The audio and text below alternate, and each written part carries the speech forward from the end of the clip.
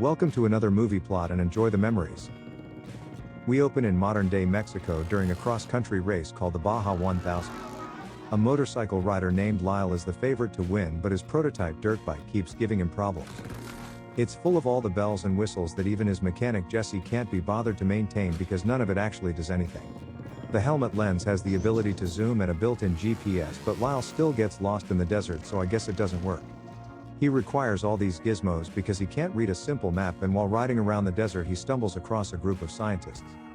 Dr. Sam is attempting to send a monkey named Esther into the past using a device called the Master Velocity Accelerator. Just as he hits the button, Lyle comes riding along and gets sent back to 1877, though to him it feels like nothing happened.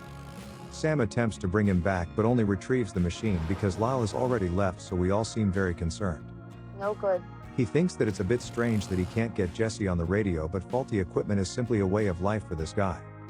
On his first night in the Wild West, Lyle terrifies the life out of some old prospector when he comes riding up looking like the eyes of Satan.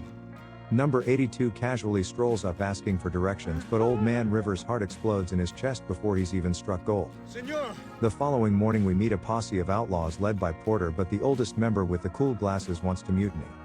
Porter just hypnotizes Jack with a spool of valuable pink soap like a moth to a flame, then shoots him dead because he's the bad guy. His accomplice Claude loots the body with his brother Carl, who got himself a new vest to go along with the two other ones that he's already wearing. The well-insulated trio ride away when along comes Lyle and sees the corpse, so decides that this is the best time to go skinny dipping. He's peeped on by a 19th century woman named Claire as he returns to his strange wheeled machine and gets into his vibrant future clothing. Suddenly Lyle hears voices and thinks they might help him, but it's the outlaws who open fire because they've never seen something so red.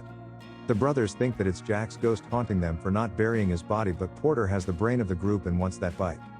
It becomes his mission to hunt down the wheeled contraption that if General Lee had during the Civil War they would have won. When Lyle pulls over to check out the map because he forgot that he's being chased, the outlaws surround his position. They then open fire, wildly hitting everything but the bright red target as Claire watches from the bushes without even getting dressed.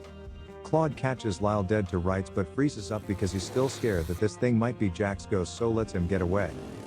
Lyle escapes through a narrow ravine, but the bandits follow his tracks all the way to a small village where the naked girl Claire stays. She found her clothes and spends all her time with a priest called Padre who makes a living off selling holy water like the good Lord intended. Lyle comes flying through like a bat out of hell, so everyone runs in fear that the man in a red suit is El Diablo coming to claim their souls.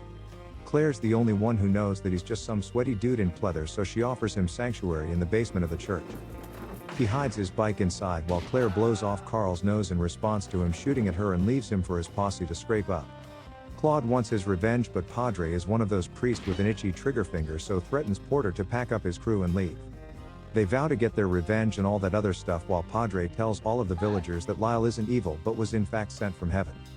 Downstairs he asks Claire what the hell's going on, but she just stares at him like he isn't speaking English and is very skittish around Velcro.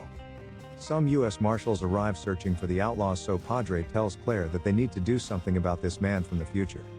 He admires Lyle's map, which he says he picked up at a gas station, while Claire says she can hide him at her place until the cops leave.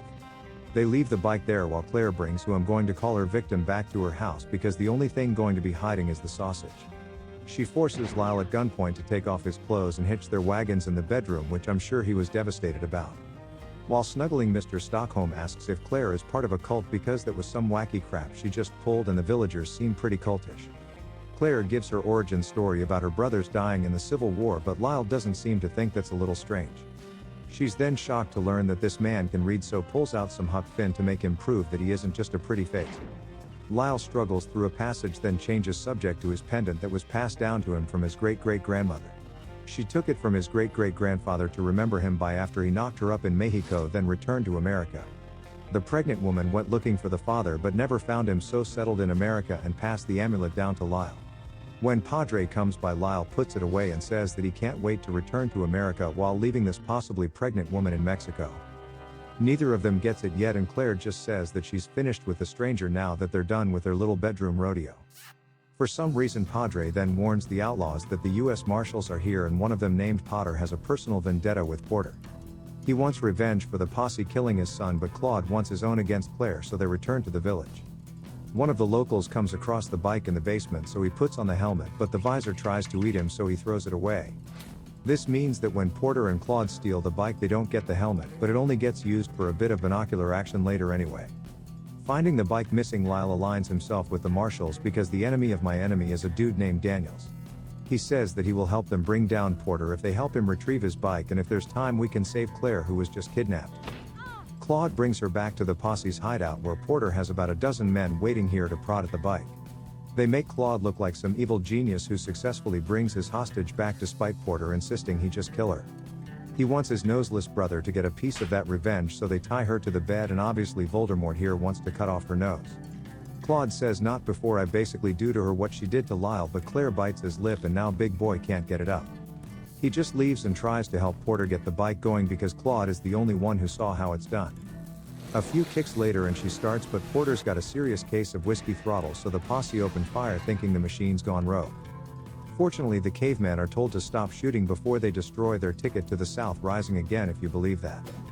Meanwhile the marshals don't understand anything Lyle says about a bike or telephone but agree to help anyway because they want to bring down the posse.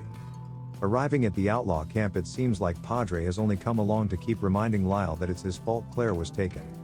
While they wait until most of the gang are sleeping, Lyle pulls out his stash of energy bars from the future. He empowers the team with fruit and nuts while letting Potter play around with his helmet and locate Porter in the big house.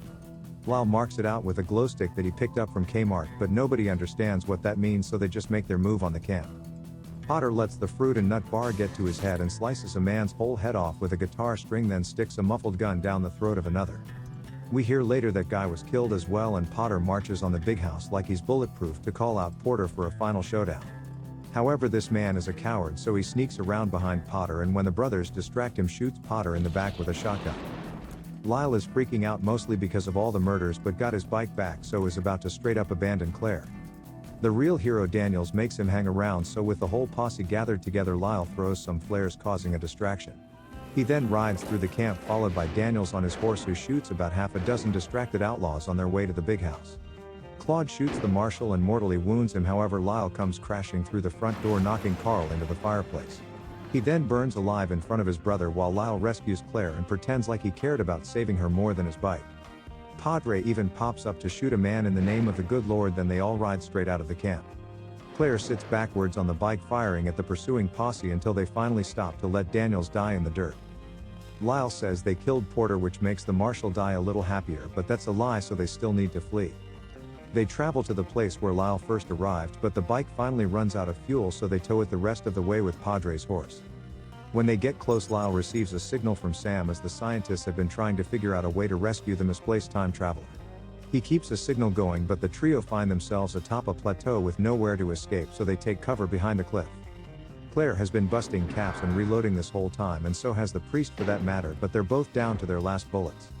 The posse begins to converge on the bike sitting in the open, but when all hope seems lost, Sam shows up in a helicopter. They traveled back in time to rescue Lyle and scare away the superstitious locals, but Porter isn't falling for it. He just shoots one of the pilots, causing the chopper to go into a tailspin, and accidentally knocks the bike straight off the edge of the cliff. Porter just stands there in shock as the bike is completely destroyed when the tail of the chopper comes around and removes him from his shoes. The co-pilot regains control of the chopper and extracts their missing person, but he isn't allowed to bring his new girlfriend with them.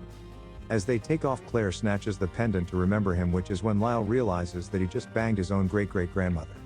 Claire must travel to America and hand down the pendant so that her younger self can steal it again from Lyle in the past. Which means that Lyle is his own great-great-grandfather and left his own unborn ancestor child to travel back to the future. And the movie ends.